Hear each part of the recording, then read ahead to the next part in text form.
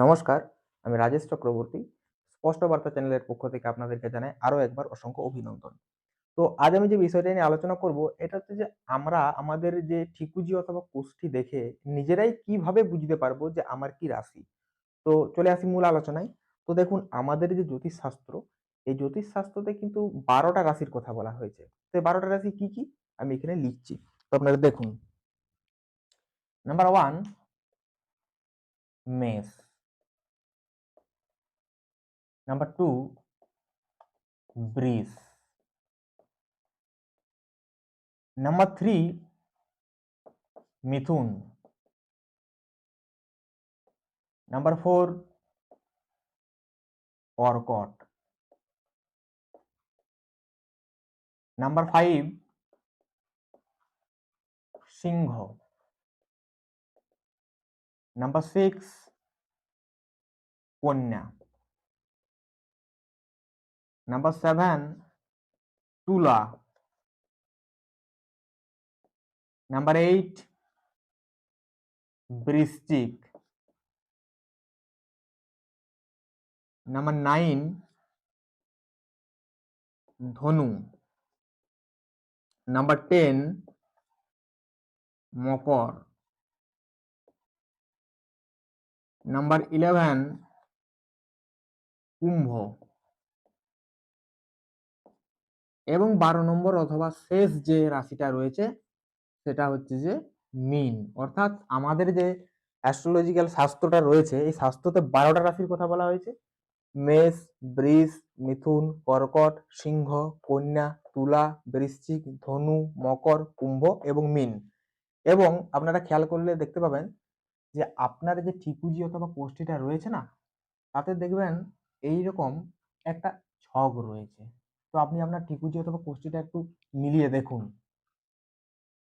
এবং এই যে ছকটা রয়েছে এই ছকে কিন্তু আবার 12টা ঘর রয়েছে। আপনি একটু যদি গুনে দেখেন তো দেখবেন 12টা ঘর রয়েছে। এবং এই প্রতিটা ঘরের মান হচ্ছে 30 ডিগ্রি করে। অর্থাৎ এই যে 12টা ঘর রয়েছে 12 ইন্টু 30 যদি আমরা করি কত হচ্ছে 360 ডিগ্রি।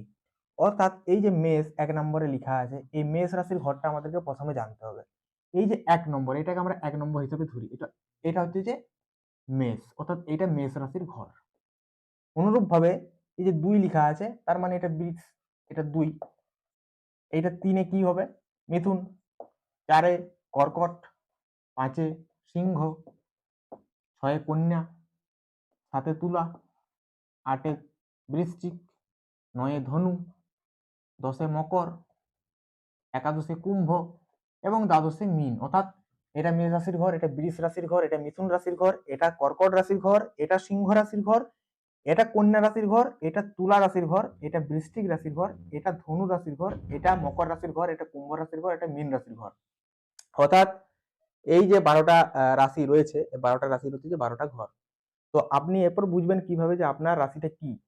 তো দেখুন এখানে যদি আপনার চ লেখা থাকে অথবা চং লেখা থাকে অথবা চন্দ্র লেখা থাকে, যদি চন্দ্র লেখা থাকে খুব ভালো, অথবা চন্দ্রের যে সংক্ষেপ একটা চং হয় একটা চ হয়।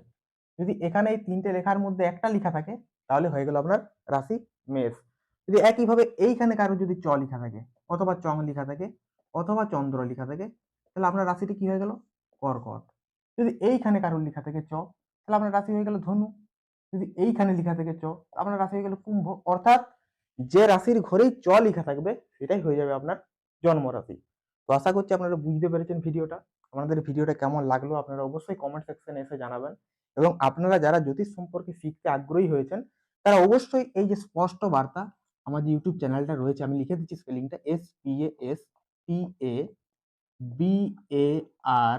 SPASTABARTA, অর্থাৎ এই যে স্পষ্ট বার্তা চ্যানেল ইউটিউবে গিয়ে সার্চ করবেন এবং কোনো রকম স্পেস ছাড়াই সার্চ করবেন, আপনারা পেয়ে যাবেন।